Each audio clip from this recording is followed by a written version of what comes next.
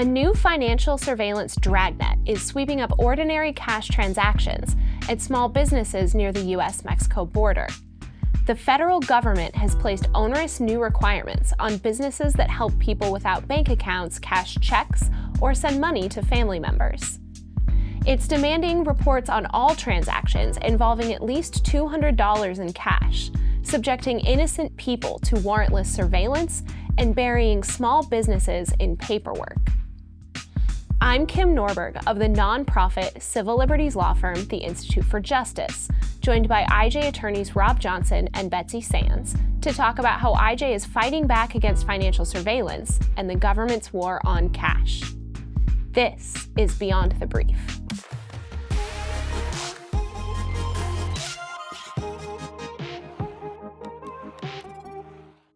So, Betsy, tell us about these sweeping regulations. So this new law has to deal with a requirement by the Federal Financial Crimes Enforcement Network to require financial institutions that aren't banks, that are called money services businesses, to report certain really low dollar transactions. So just backing up, MSBs are financial services companies who offer financial services to people who maybe don't have bank accounts. So they're not banks, but they do offer important services like check cashing and money orders and money transfers. And you see them all around town, right? They're on your corner shop. They often, they might be a gas station. They might just be a single storefront offering these services. And they provide a really vital role. And they've been operating for years. And before now, what the federal government has required is that any time that there's a cash transaction over $10,000, they have to report that transaction to the federal government. And what happened here is FinCEN decided, let's lower that threshold to $200. And so instead of having to report over $10,000, every transaction over $200 is now being reported by these businesses to the federal government.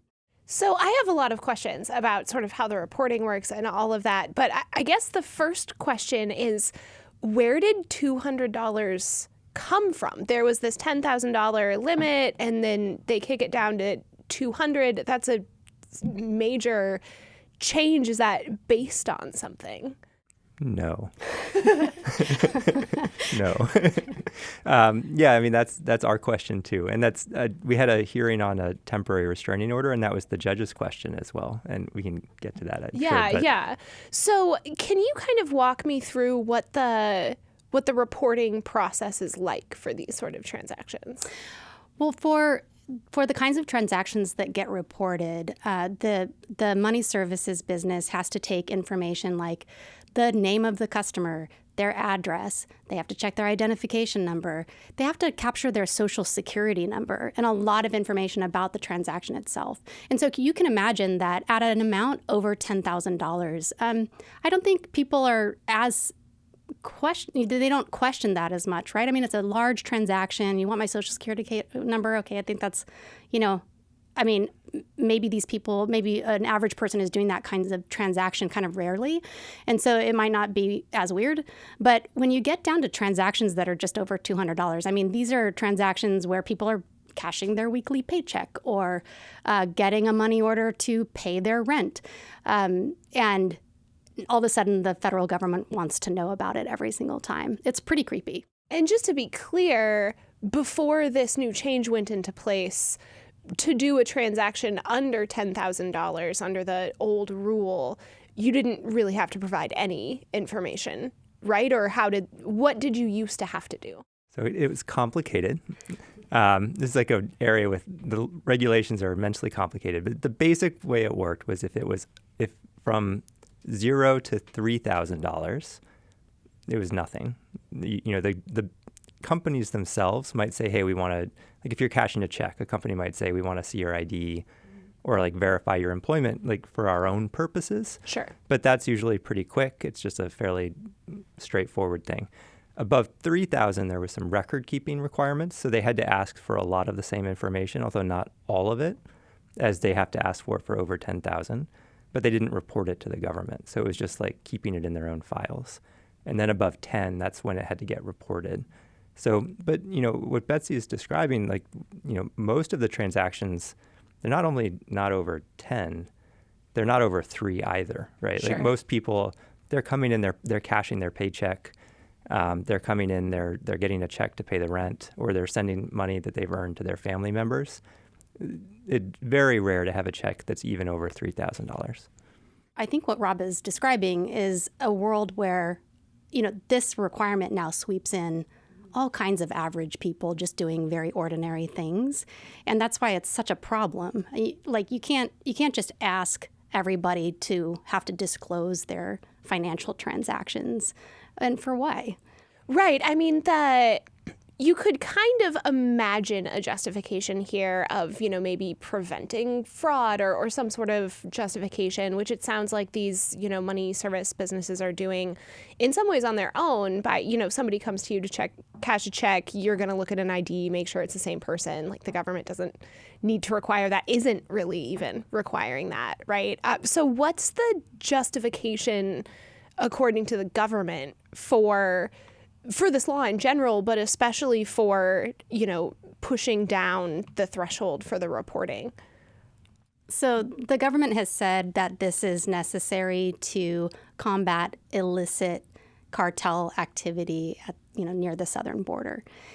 So the problem we see is that the order actually, we don't see how it's really going to help that for a couple of reasons. First, at $200 or a few $100s, I don't know how we can see cartels moving in those levels of transactions.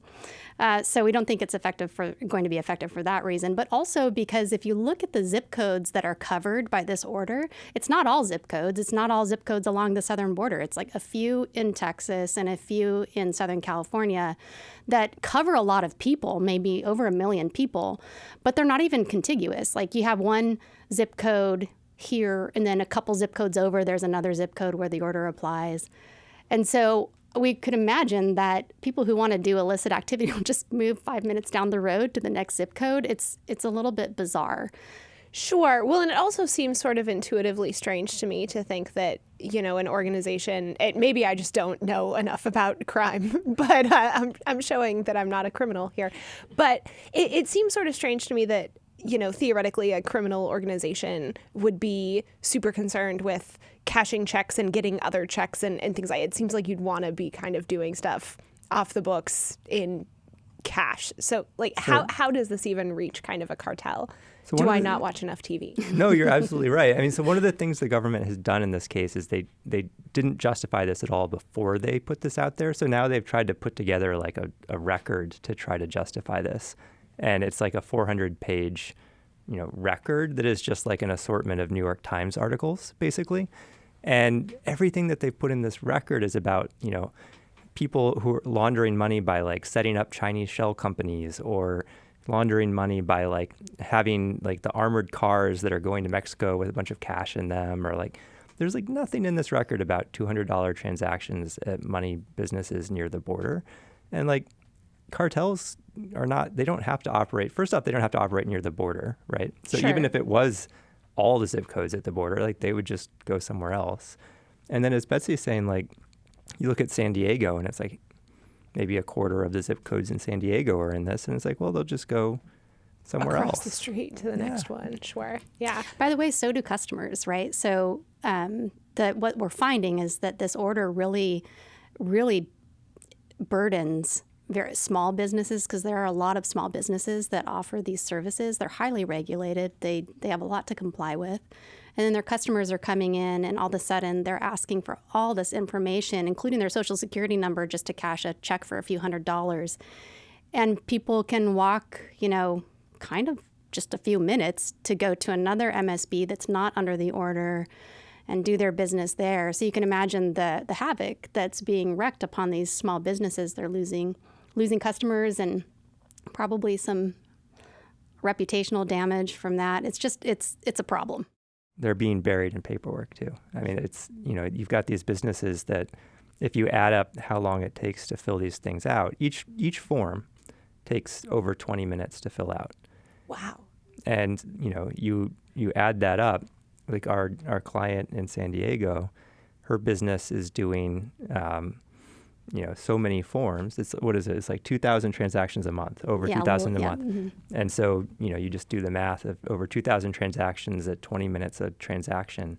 You're talking over 30 hours a day in paperwork. And she typically has one person working at the shop at a time. So like, where are those hours going to come from to fill out all this paperwork? This is insanity. Yeah. I mean, you talk about needing this information, and it initially seems pretty easy. You just write down your name, your social security number, or whatever. It feels like that should take, 90 seconds or something. But of course, it's a government form that has all the, complications of government record keeping. Yeah, the other thing is, they don't just want information about the person who's doing the transaction. They want information on anybody who's involved. So, for instance, if you're taking out a money order, it'd be like, not just who takes out the money order, but who's it payable to? Or if you're sending money, who are you sending the money to? So, and that, I think, it both makes it more complicated to fill it out, but it also, it goes to why this is so creepy. Sure. So if you're trying to get a money order to pay your rent or something, you need to have like your landlord's social security number and things like that. Or at least tell them who your landlord is, and then they have that in their government database. And all of this, it's all going in this big database in Washington. And then, once it's in there, it's never coming out. So you mentioned, the small businesses that a lot of these money services are, and also the folks that are, the clients of those businesses. So can you talk a little bit about our clients? Who are we representing in these cases? So we are representing Esperanza Gomez in San Diego, California. She owns a very small storefront. All she offers is money services. So she doesn't offer currency exchange, but she offers money orders and wire transfers and check cashing. She does a little over a couple $1,000 transactions per month. And she's, a very modest one-person operation, one person on duty at any time. And most of her customers are the local community. And now she's estimated that she's lost maybe 50% of people coming in because they don't want to give over their information for this kind of transaction. They don't think they have to. And then also, like Rob was saying, she's being just buried in paperwork, and it's just unsustainable. Like these small businesses operate on small margins, and they provide a vital service, and everybody's going to be, everybody's being harmed by this. The other client we have is in Texas, and his name is Arnaldo Gonzalez, and his business is pure currency exchange. So he's in Laredo, which is a border community. And of course, there's a lot of cross-border activity going on, normal people going for tourism or for visiting family or commerce, so all the reasons why people cross the border every day. And so you can imagine there's a lot of money exchange. He's one of those guys, again, a single person operation. His business won't be able to survive this order. And so he had to stand up and say no. Did you know IJ represents ordinary people, free of charge, as they fight back against government abuse? If you're looking for a rewarding way to support our work, consider becoming a member of our merry band of monthly donors and stand shoulder to shoulder with IJ's clients every month of the year. Monthly donations are convenient and cost efficient, meaning more of your money goes directly to our fight for freedom and justice. Sign up to donate today at ij.org/monthly. So you've talked already a bit about the kinds of people that use this sort of service, and it's just, regular folk dealing with, paychecks, with rent, with, getting money for groceries, things like that. I read somewhere that Walmart also offers this kind of service. So this is a much more kind of commonplace thing than maybe most listeners would think. Can you talk about that a little? Sure. I'll say that, Walmart is, one of the world's biggest businesses, of course, but they are an MSB, right? They're not a financial institution, but they offer these important financial services for their customers. My understanding is that under this order, they've just decided to discontinue services over $200 because, it's a huge burden that the government has put on even Walmart. Imagine the burden that it puts on people like Arnaldo and Esperanza. It's unbearable. Sure. So we went to court. We secured the, temporary restraining order that you were talking about earlier. Can you explain that a little bit and sort of what exactly about this is unconstitutional, and how did the court kind of deal with that?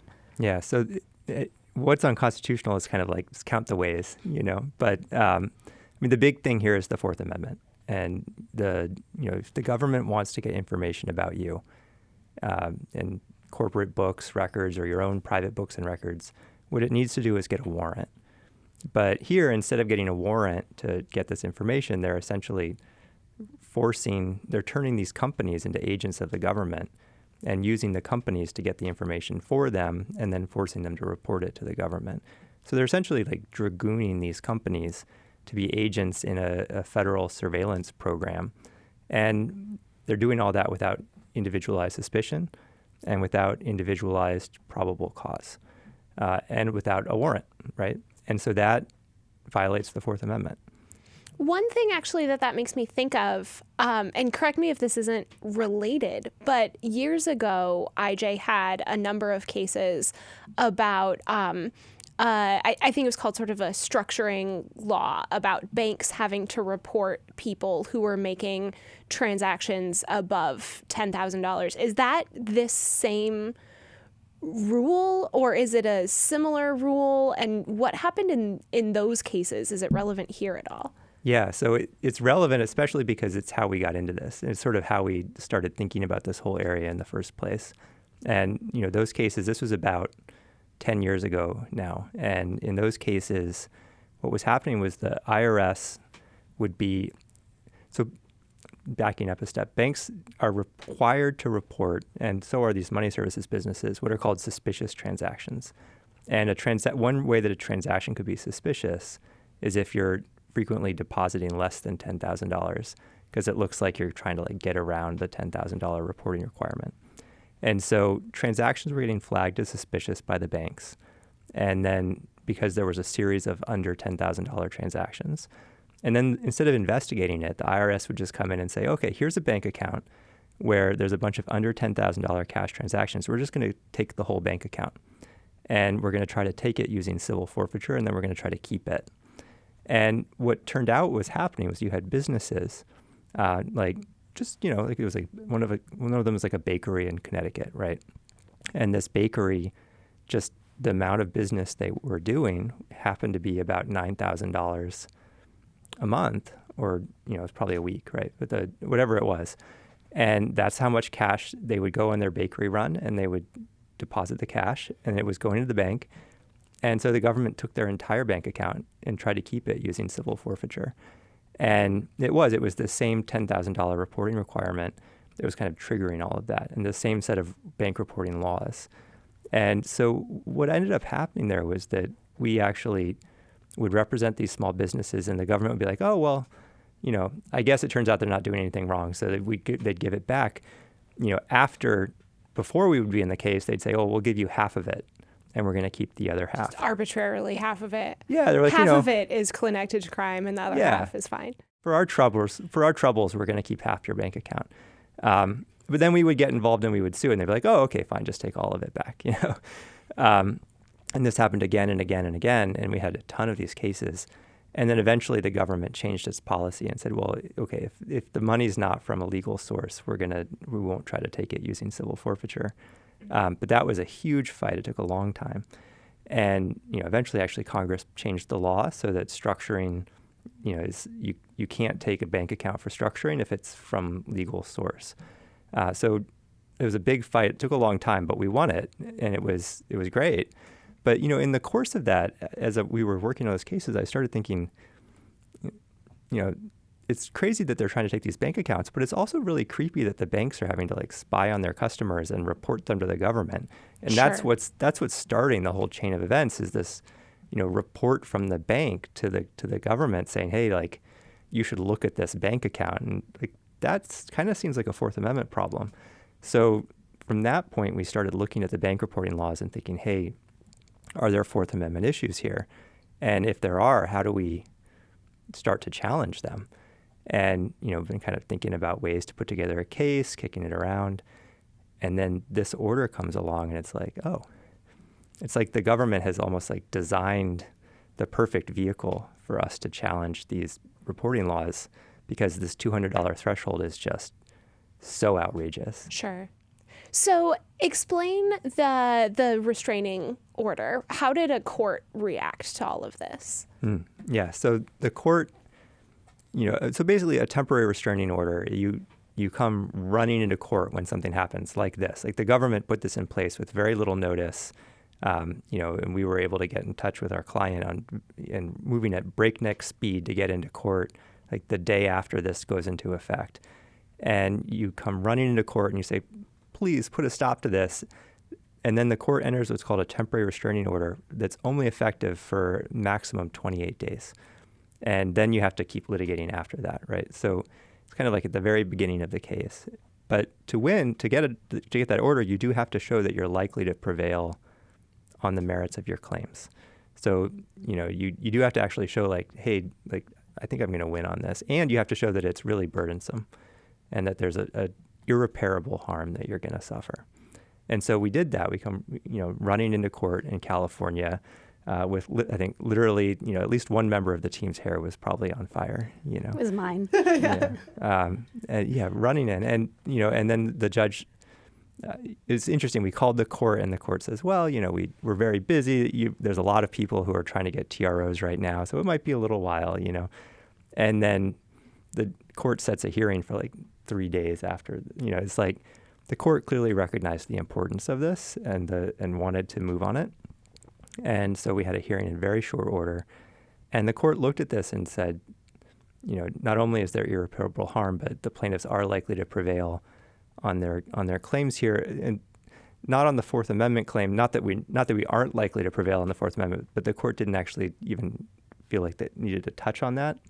The court said we're likely to prevail on what's sort of like there's the law called the Administrative Procedure Act that basically says that agencies have to follow certain procedures when they put a new rule into effect.